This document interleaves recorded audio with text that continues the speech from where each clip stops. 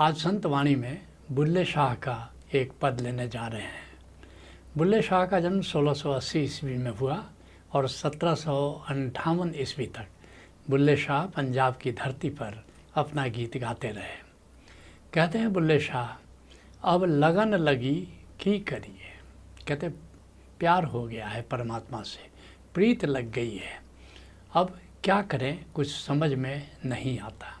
जिसने भी प्रेम किया है, जिसने भी परमात्मा से प्रीत की है, उन सब की दशा करीब करीब ऐसी ही हो जाती है। जगजीवन साहब इस विषय में कहते हैं, सखी बांसुरी बजाए कहाँ गए हो प्यारे। कृष्ण की उपमा दे रहे हैं। जैसे कृष्ण बांसुरी बजाते थे, गोपियाँ खिंची चली आती थी, तो कृष्ण तो वृंदावन में आए, विदा हो गए। लेकिन जिस कृष्ण की बात संत करते हैं वो कृष्ण तो गोविंद है, वो निराकार अस्तित्व है और वो सदा ही अनाहत नाद के रूप में उसकी बांसुरी बज रही है। उस बांसुरी का संकेत कर रहे हैं, सखी बांसुरी बजाए कहाँ गए हो प्यारे। बांसुरी तो सुना दी, लेकिन बांसुरी बजाने वाला कहाँ है। लागी लगन में मगन वाही सो, आलोक लाज कुल कान बिसारूं। कहते उससे मेरी प्रीत हो गई है, मेरा प्यार हो गया है और उस प्रीत में मैं मगन हो गई हूँ, उस प्रीत में मैं लीन हो गई हूँ।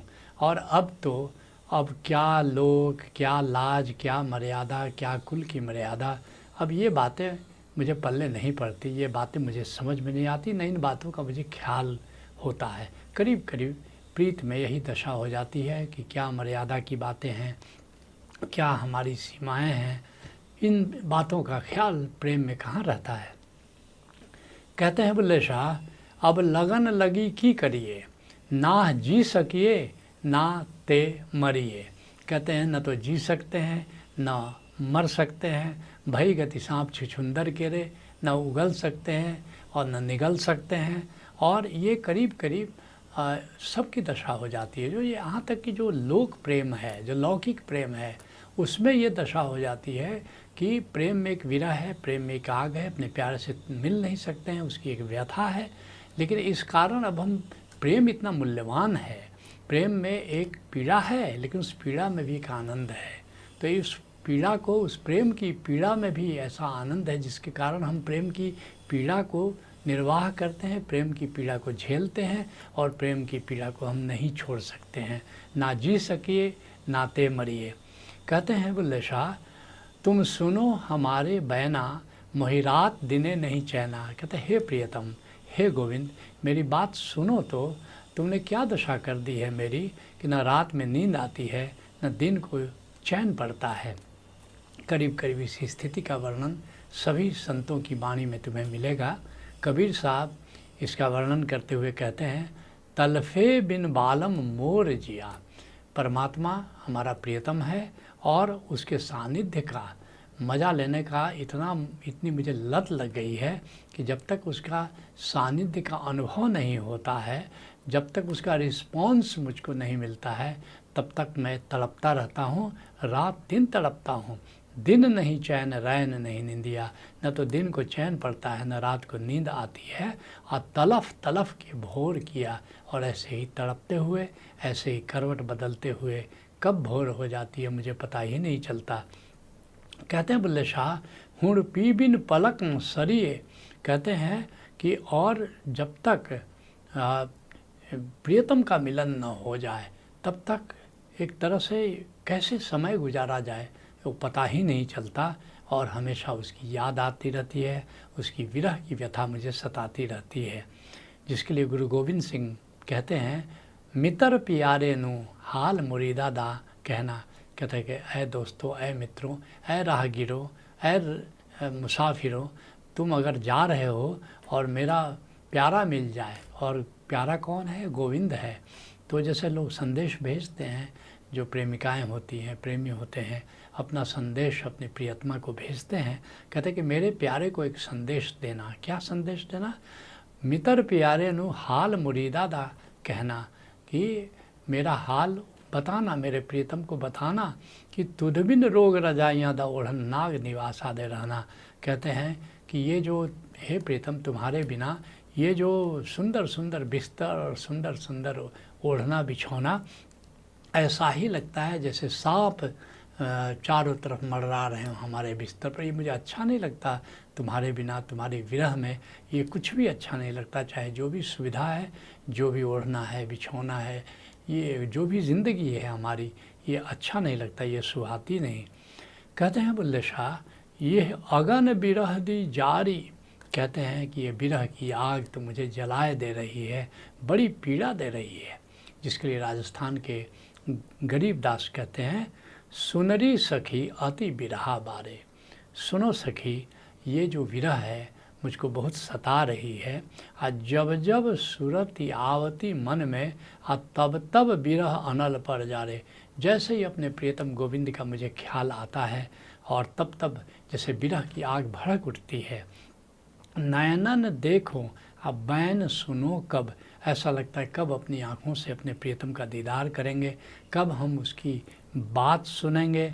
यह वेदन जी हमारे, और यह जो वेदना है हमारी जीवन को, हमारे मन को, हमारे हृदय को सता रही है। कहते बुल्ले शाह, कोई हमरी तपत निवारी, कहते हैं कोई तो हो जो मेरे इस ताप को दूर करे, मेरी इस विरह व्यथा को दूर करे, मुझे सांत्वना दे, मुझे संतोष दे, मेरी व्यथा को दूर करे। जिसके लिए कबीर साहब कहते हैं, विरह बड़ो बैरी भयो हृदय धरे न धीर। ये जो प्रेम की विरह है, ये तो मेरी दुश्मन हो गई है और अब तो धीरज नहीं धरा जाता मुझसे। सूरत सने ही ना मिले तब लग मिटे न फिर। जब तक सूरत सने ही कहते हैं प्रभु को, गोविंद को, कहते हैं कि जब तक वो गोविंद हमको न मिल जाए तब तक मेरी पीड़ा मिटने वाली नहीं है।